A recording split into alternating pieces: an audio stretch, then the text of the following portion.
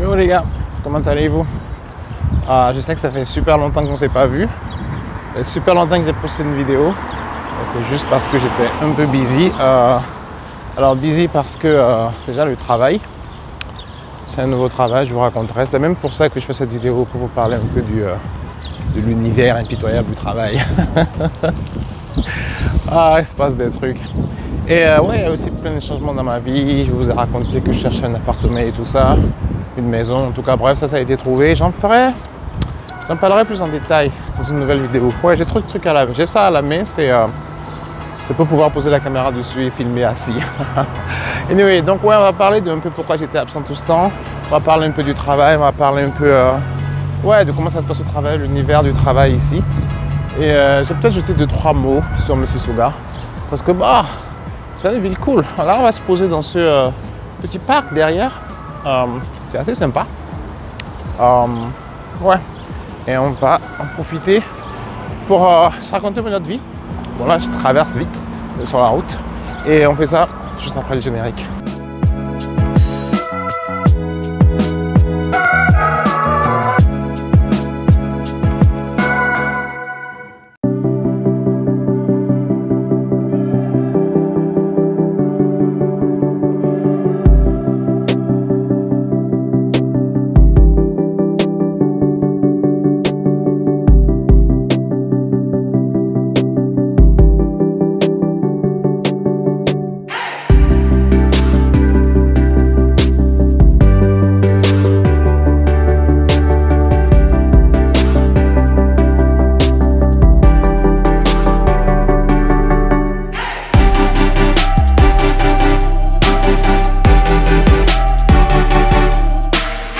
Là, je vais me poser là. Oh, c'est beau. Ouais, Mississauga. Je vous ai dit, Mississauga, c'est sympa, les gars. Venez. venez, on vous attend. Donc, ouais, je pose mon matos là et je vous reprends tout à l'heure. Ah, Dieu, ça fait du bien. Je suis content de vous retrouver, les gars. Ouais, ça fait vraiment du bien. Prendre le temps de faire des vidéos. Ça fait quoi? 60 jours que j'en ai pas fait? Ça me saoulait un peu. Mais bon, on est revenu. Mais alors, pourquoi je n'ai pas fait? Déjà, pourquoi le titre de la vidéo? Je vais vous expliquer. Ça fait partie... pourquoi je me dis, putain, mais est-ce que j'ai trouvé le bon poste et tout ça, qui fait que je change de travail et tout ça? Parce que le boulot, c'est un peu chaud en ce moment. La vie, c'est compliqué. Le boulot, c'est un peu chaud. Je vais vous expliquer un peu pourquoi. Mais on va juste commencer par là, en fait. Alors, comme je vous ai dit, si vous avez regardé la vidéo que je vais mettre là-haut, je ne sais jamais où je la mets. J'ai commencé un nouveau poste, truc que j'avais jamais fait avant, où en fait je supervise des gens, en gros chef d'équipe, chef de projet, un truc comme ça. Et je vous avais raconté que il y avait toujours ce mec dans chaque équipe qui juste rend la vie dure, quoi. Le mec l'emmerdeur. L'emmerdeur. Alors, ouais, le développeur, un des développeurs avec qui je travaille, qui est vraiment compliqué à gérer. Le mec, il ne veut pas participer aux réunions. Limite, on dirait qu'il veut... Ça le saoule d'être là, quoi. Et il fait le travail, mais on dirait que c'est de la mauvaise volonté et tout. Et c'est arrivé à un moment où je me suis... j'ai demandé à ce qu'on change de projet, quoi. Je ne voulais pas en arriver là. Ça fait partie des trucs qui me stressaient. Je ne voulais pas en arriver là, mais... C'est arrivé au point où je me suis dit, mais ce type, c'est un risque, quoi. Si je le garde sur mes projets, je risque d'être en retard. Je risque de ne pas livrer à temps. Il n'y a pas de communication avec lui, c'est juste pas possible. J'ai essayé tout. Je l'ai appelé, je lui ai parlé en one-on-one, face à face, tous les deux, tout ça, pour essayer de comprendre un peu c'était quoi son problème, mais il n'y a pas moyen, quoi. J'y arrivais pas. Du coup, j'ai demandé à mon patron à ce qu'on le sorte du projet. Mais bon, on ne peut pas le sortir du projet en même temps, tu vois, on peut le sortir uniquement après. Ouais. Du coup, ça, c'est un cours, enfin, c'était un cours jusqu'à ce que je raconterai ça. Et vous comprendrez juste à la fin, quoi. Donc, c'était un cours de changement. Et à côté de ça, ce qui se passe dans ces petites entreprises et qui est très stressant, c'est ce qu'on appelle le turnover, la vitesse à laquelle les gens se font virer, quoi. C'est impressionnant parce que on a un nouveau collègue. Moi, j'ai commencé ce boulot il y a à peu près 4 mois. Ouais, 4 mois, on va dire. Et Et j'ai un collègue qui a commencé après moi. Le mec cool, on s'est rencontrés, on a discuté, on a bavardé, on a parlé et tout. C'était bien, c'était bien. Et oh my god. On dépendait tous du même, on a tous le même N+1 en haut. Donc il y a moi, il y a le même niveau, puis après les autres membres de l'équipe. Bref, on est au même niveau. Donc on s'est rencontrés, on a parlé, tout ça. Je l'aimais bien ce type. Il était vraiment cool et tout. Et un jour, tu vois, j'arrive au boulot, enfin j'arrive devant mon PC, j'ouvre mon PC, j'allume mon ordinateur et j'envoie un email comme quoi, oh, tel n'est plus de l'entreprise. Si vous avez besoin de quelque chose, parlez à moi, c'est mon patron qui envoie ce message. Quand tu vois ce genre de message, surtout que le mec, ça fait à peine 3 mois qu'il est là, et c'est un mec d'une position élevée, tu vois, donc ça fait toujours bizarre de voir des gens comme ça qui arrivent et qui se font jeter au bout de 3 mois, quoi. J'ai pas compris pourquoi. Du coup, je me suis dit, mais qu'est-ce qui se passe? Et j'ai appelé, une fois, je l'ai contacté par, quand je l'ai passé de l'entreprise, j'avais son contact. Du coup, je l'ai contacté et il m'a raconté comment ça s'est passé, man, c'est sauvage, quoi. Alors, ce qui s'est passé, c'est que vous savez, on est tous en distanciel ici, on travaille toujours tous de la maison. Et un jour, il a eu un message du boulot comme quoi il fallait qu'il se présente au boulot vers 15h. Il n'avait aucune idée de ce qui allait se passer. Donc il s'est présenté au boulot vers 15h. Et on lui a dit, écoute, tel, ton travail te termine aujourd'hui, quoi. On n'a plus besoin de toi. Le mec, il était estomaqué.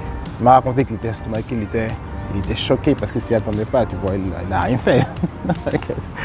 Il a demandé, mais pourquoi? Et on lui a dit, écoute, changement d'organisation. Changement organisationnel, on n'a plus besoin de toi. Quand tu apprends ce genre de truc, moi ça m'a mis un petit coup. Je me suis dit, mais yo, qu'est-ce qui se passe ici? Pourquoi le mec qu'on a embauché il y a 3 mois, on lui vire pour une question d'organisation? Parce que normalement, quand tu embauches des gens, c'est pour du long terme. Tu n'es pas censé avoir une vision à court terme du oh, on va le virer dans 3 mois. C'était assez bizarre, c'était assez étrange. C'était assez. Sûr que moi je l'aimais bien, le mec en question. Mais bon, bref, il est parti, on n'a pas trop bien compris pourquoi. Ça, c'est la première chose. La deuxième chose, c'est. On a quelqu'un avec qui on travaille, une ressource qui est partagée dans plusieurs équipes. Et cette ressource, un jour, j'ai reçu un message, toujours de mon patron, qui me dit, écoute, voilà, cette ressource, en fait, on ne sait pas si elle est très utile. Est-ce que tu peux la cesser? Est-ce que tu peux travailler avec elle pour me dire ce que tu en penses? Et nous, on pense qu'on doit la virer. Et tu me diras ce que tu en penses. Et si tu penses qu'elle n'est pas assez utile à toi, on peut la virer aussi. On pourra la virer. Il y a mal. Tu vois, je n'ai jamais été confronté à ce genre de décision. Mon Dieu, mon Dieu. Qu'est-ce que je pouvais faire?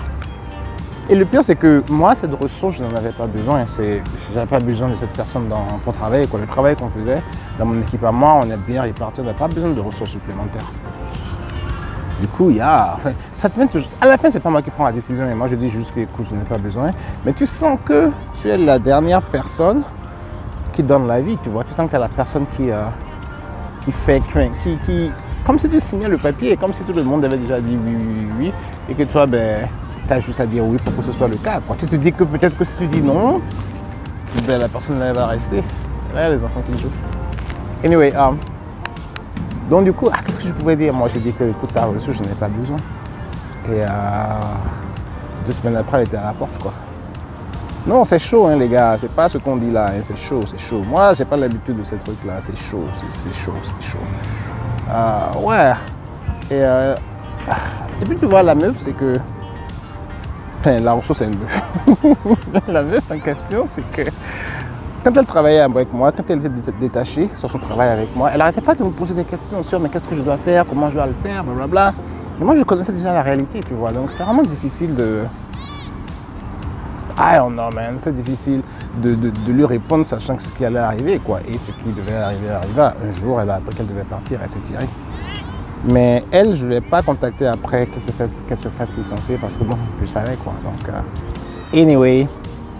Donc ça, c'est 2. C'est pas fini, les gars. C'est pas fini. Donc ça, c'est 2. Mon collègue se fait jeter. La ressource partagée, ben, on n'avait pas besoin, on la jette aussi. Et on était là comme ça. Entre temps, je parle avec un collègue à moi qui me dit que mais il y a d'autres personnes qui sont parties de la boîte. Je me dis, mais yo, pourquoi? Anyway, c'est pas ça la question. Ce matin, j'arrive devant mon PC, je me connecte, je travaille pendant 1 heure et demie. Je suis en train de manger mes pastèques. Oui, on mange sain le matin. On mange des pastèques, on mange des concombres, on mange des trucs frais, quoi. Donc je mange et mon téléphone sonne, mon Teams, mon WhatsApp sonne. C'est mon patron qui m'appelle. Pas mon patron, le patron de mon patron, le fondateur de la boîte.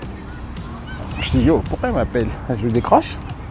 Il me dit yo, voilà, comment tu vas? Je dis yo, ça va, ça va. Tu sais, je suis en train de manger mon petit déj là, désolé. Il me dit yo, il n'y a pas de problème. Je dis ouais, qu'est-ce qui se passe et tout. Il me dit écoute, voilà, je vais te dire que tu sais, ton patron, je sais que tu bosses de manière très proche avec lui, vous êtes en proximité quotidienne et tout. Je voulais juste t'informer que, ben écoute, il n'est plus dans la boîte. Je dis what? Le gars qui verrait les gens hier, lui, on l'a viré. Mais, man, j'étais choqué. Je dis, mais attends, mais c'est quoi de ce monde dans lequel je suis, tu vois? Et ouais, il a été viré. Et donc, il me dit le blabla habituel que ouais, il n'est plus dans la boîte et tout. Et donc, si tu as besoin de lui, adresse-toi à moi plutôt parce que bon, il n'est plus là et tout ça. Je dis, ouais, ok. Et il me dit, bah, tu as des questions à poser. Je dis, bah oui, j'ai une question à poser. Qu'est-ce qui s'est passé? C'est quoi le problème? Pourquoi tu me... Pourquoi? Parce que vendredi, gars, il avait l'air en pleine forme. Et lundi matin, on le vire. Mais là, why? Et il me dit que ouais, non, c'est des questions d'organisation, tout ça. Donc, c'est pour ça que voilà, quoi. Une réponse qui ne veut rien dire. Ah, du coup, j'ai raccroché. Man, le choc. Je dis, mais tu sais, c'est là que tu te rends compte de... Je ne sais pas, c'est quoi cette... Quand tu es dans une grande boîte, ce que j'ai remarqué, c'est que quand tu es dans une grande boîte, tu n'as pas ce genre de problème. Tu n'as pas ce genre de turnover là. C'est pas qu'on vire les gens en 2 ou 3 mouvements. Il y a toujours... Enfin, j'ai bossé chez TD, chez BMO, toutes ces grosses boîtes là avec des milliers d'employés. Je n'ai jamais vu autant de personnes partir, quoi. Là, c'était chaud. Là, c'était vraiment chaud. Du coup, quand ça arrive, tu te demandes, mais c'est à qui le tour? C'est qui le prochain qui va partir? Parce que là, on ne vire pas les gens d'en bas, on vire les gens de la direction. Donc, tu te demandes, tu te demandes à qui le tour. Donc, ça m'a vraiment fait un choc. Ça m'a vraiment fait un choc. Et du coup, ben, j'ai mon contact de mon patron aussi. Du coup, je l'ai texté pour lui demander, yo, mais qu'est-ce qui se passe et tout. Il m'a dit, tu sais, voilà, c'est la vie. C'est des choses qui arrivent, on n'y peut rien. Et je lui ai demandé, mais qu'est-ce qui s'est passé? On m'a dit, on en parlera peut-être une autre fois.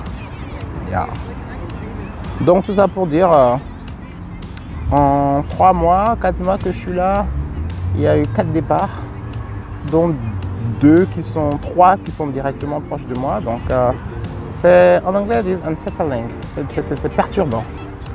Donc, tout ça, ça fait partie du stress ça fait partie du stress de la boîte, quoi. Je pense que ça fait partie du stress des petites boîtes. Ce qui est perturbant aussi dans tout ça, c'est que tu ne sais pas pourquoi les gens y partent. Tu ne comprends pas, on ne t'explique pas. Et l'autre chose que je n'aime pas, c'est que quand les gens y partent comme ça, tu reçois un email sec. Telle personne ne fait plus partie de l'entreprise. Comme si on était tous les limites de cette personne-là. Comme si on était tous contre cette personne. Il n'y a pas d'explication. Limite, cette personne n'existe même plus, quoi. Tu vois, il n'y a pas l'espèce de reconnaissance qu'on peut avoir pour un gars qui a quand même été dans la boîte, qui a quand même participé au progrès, comment dire, à l'évolution de la boîte, tu vois. Ça n'existe plus. C'est juste comme si cette personne n'existait pas. Et pour finir, pour circle back avec ce que je disais au début, du coup, mon emmerdeur, mon développeur qui me casse les couilles, que j'avais enfin réussi à parler à mon patron pour dire que, écoute, j'aimerais bien qu'à la fin, ben, il sorte de mon projet et tout ça, ben là, qu'est-ce que je vais faire? Parce que là, effectivement, pour revenir à moi, je ne sais pas ce que je vais faire parce que du coup, cette conversation va revenir à zéro et le stress que ce gars m'a apporté ben, va me ramener, quoi. Et je ne sais pas comment je vais gérer tout ça. Anyway, c'était tout, les gars. On va replacer ça. C'était tout. Ouais, le travail, l'univers impitoyable du monde du travail des petites entreprises, c'est vraiment chaud. Tu vires aujourd'hui, tu vires demain. Ça aussi, c'est chaud. Mais anyway, maintenant que, je sais pas, je vais essayer d'être plus régulier en tout cas, c'est ce que je dis à chaque fois, mais c'est difficile. Je ne sais pas s'il faut que je repère mon CV. Dites-moi ce que vous en pensez, vous. Vous ferez quoi dans ce cas-là? Est-ce que vous préparerez votre CV? On ne sait jamais. Ou bien vous resterez là en vous disant que de toute façon vous n'avez rien fait de mal, sachant que ben, on verra les gens autour de vous, vous ne comprenez pas vraiment pourquoi. En tout cas, racontez-moi, moi ça m'intéresse. Et Et yeah, c'était tout pour aujourd'hui. Je suis content de vous parler à nouveau en tout cas. Retrouvez-moi sur Instagram, je mets mon Instagram en bas. Si vous aimez la vidéo, mettez un like. N'hésitez pas à vous abonner.